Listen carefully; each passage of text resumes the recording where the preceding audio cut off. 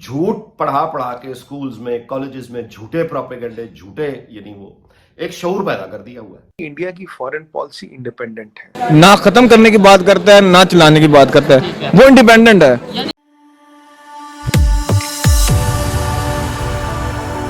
जय हिंद दोस्तों, मोदी देश में आपका स्वागत है। दोस्तों, आज पाक मीडिया बात कर रहा है कैसे भारत ने अमेरिका के प्रेशर के बावजूद यूएन में रशिया के खिलाफ वोट नहीं दिया। तो पाक मीडिया कह रहा है कि भारत अमेरिका के प्रेशर को बर्दाश्त कर लेता है पर पाकिस्तान क्यों नहीं कर पाता। और पाक मीडिया यहाँ पे भारत की बहुत ही ज़्यादा तारीफ कर रहा है।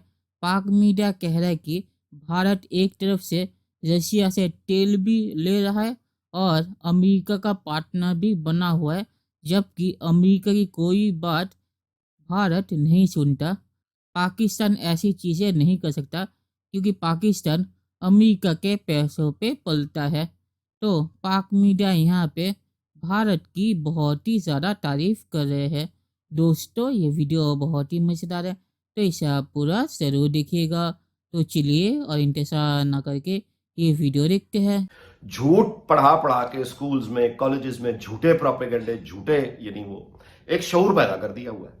अच्छा, अब ये शऊर का मसला ये है, मैं पहले भी अर्ज करता हूं कि ये वो लोग हैं, इनको दुनिया के किसी भी आप मुल्क में ले जाए ये रोते रहेंगे, ये कभी भी कहीं खुश नहीं हो सकते क्योंकि ये एक ख्याली दुनिया में रहते हैं, उसका हकीकत से ताल्लुक ही कोई नहीं। कि क्या इंडिया रशिया के खिलाफ वोट करने के लिए तैयार होगा वेस्ट के कहने पर? इंडिया की फॉरेन पॉलिसी इंडिपेंडेंट है और इन नेशनल इंटरेस्ट है। तो ये रशिया हो, अमेरिका हो, चाइना हो, फ्रांस हो, जर्मनी हो, कोई इसे इन्फ्लुएंस नहीं कर सकता, ना पहले कर चुका है ना अब कर पाएगा, खासकर मोदी जी की एडमिनिस्ट्रेशन में। अब ये चीज मैं आपको इम्पॉसिबल मानता हूँ। बेसिकली ये रशिया पे प्रेशर डालना चाहते कि तुम्हारे क्लोजेस्ट जो फ्रेंड्स हैं वो भी तुम्हारे खिलाफ वोट कर रहे हैं ताकि तुम ये लड़ाई रोको। रशिया लड़ाई तो रोकना चाहता है, यूक्रेन भी चाहता, पर यूक्रेन की शर्तों पे तो लड़ाई रुकेगी नहीं ना। Russia will never receive the territory. Ukraine कहता मुझे लड़ाई का खर्चा दे दो, मुझे ये कर दो, मुझे वो कर दो। एक सीधी सी बात है, लड़ाई रोकनी। यूक्रेन आज बोलते वो नेटो का मेंबर नहीं बनेगा 30 साल तक, 20 साल तक, 10 साल तक, लड़ाई कल रुक जाएगी। और जो नेटो ने 5 एक्सपेंशन की है, प्रॉब्लम तो ये है। और अगर आप देखेंगे इस दौरान भी S-400 बिक रहा है, रशिया का हथियार तो बिक ही रहा है। रशिया ने काफी कंट्रियों के साथ रुपी ट्रेडिंग शुरू कर दी, तो एक रशिया को स्विफ्ट में निकाल के भी फायदा नहीं हुआ। अब वेस्ट चाहता है कि अब भाई अगर लड़ाई रोकनी है तो ज़ेलेंस्की को हथियार देना बंद करो। जब तक हथियार नहीं दोगे, यूएन में अधिवेशन लाने से, यूएन में वोटिंग कराने से कुछ नहीं होगा। ये यूएनजी में एक यूएनजीए को नीचा दिखाना, एक ऊपर करना, कैंप बनाना, गुट बनाना, इससे लड़ाइयां नहीं रुकेंगी। और आज दो बड़ी इंपॉर्टेंट चीजें हुई आलिया जी। आज रशिया जर्मनी का स्टेटमेंट आया, if India is buying Russian oil is none of our business. ये स्टेटमेंट आया आज।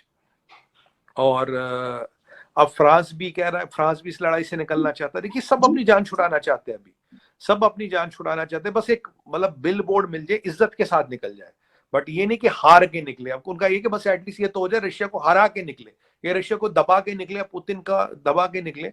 जबकि आज पुतिन कहता है कि भाई जो वो उन्होंने ट्रीटी खत्म की है, अब जो उनका नया ICBM है, अब वो डिप्लॉय करने की बातें हो रही है आज।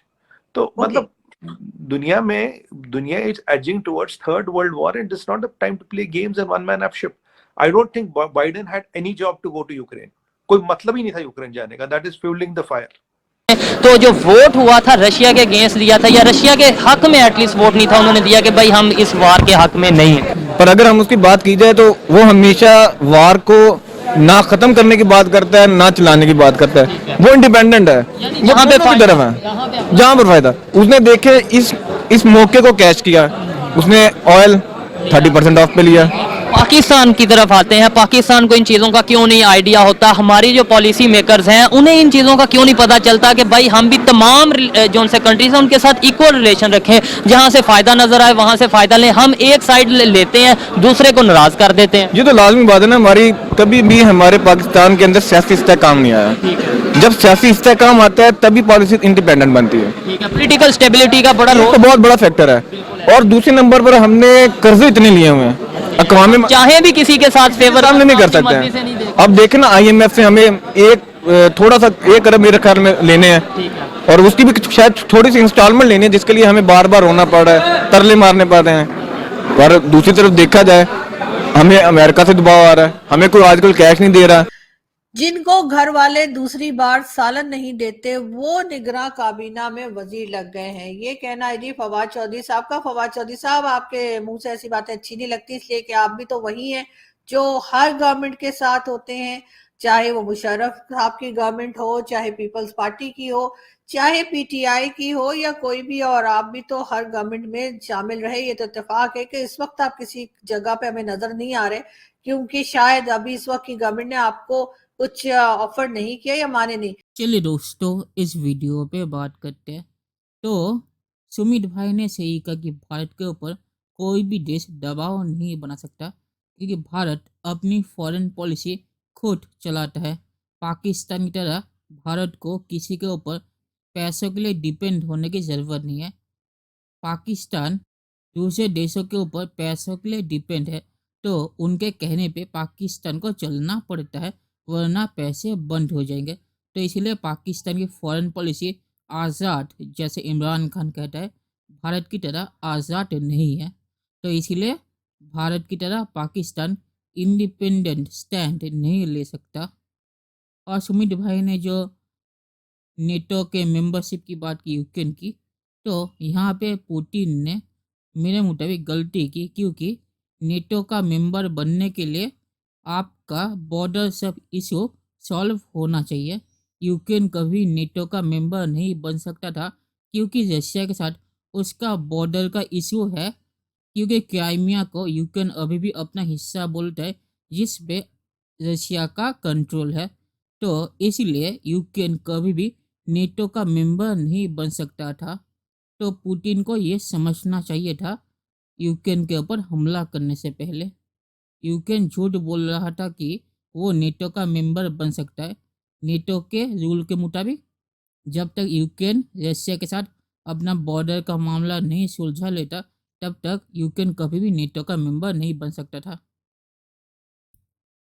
और सुमित भाई ने एक चीज़ सही कही कि जो अमेरिका समझ रहा है कि यूक्रेन रशिया को हरा सकता है, तो ये कभी होगा नहीं, क्योंकि रशिया कभी भी जो लैंड उसने यूक्रेन से ले लिया है, वो कभी भी यूक्रेन को वापस नहीं करेगा, और यूक्रेन उसे वापस ले भी नहीं सकता रशिया से।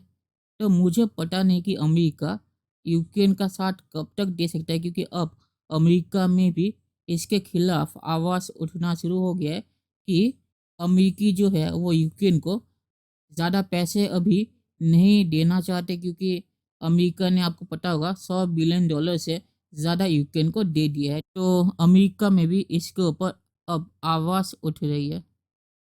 और आखिर में मैं ये कहूँगा कि पाकिस्तान तो IMF के आगे $1 बिलियन के लिए धक्के खा रहा है। तो ऐसी हालत में पाकिस्तान कभी भी अमेरिका का दबाव बर्दाश्त नहीं कर सकता, क्योंकि IMF को अमेरिका चलाता है। तो भारत की तरह पाकिस्तान कभी भी इंडिपेंडेंट स्टैंड नहीं ले सकता। तो चलिए देखते हैं कि फ्यूचर में क्या होता है। दोस्तों, ये वीडियो देखने के लिए बहुत बहुत शुक्रिया, और हमारे चैनल को सब्सक्राइब करना मत भूलिएगा। Thank you very much.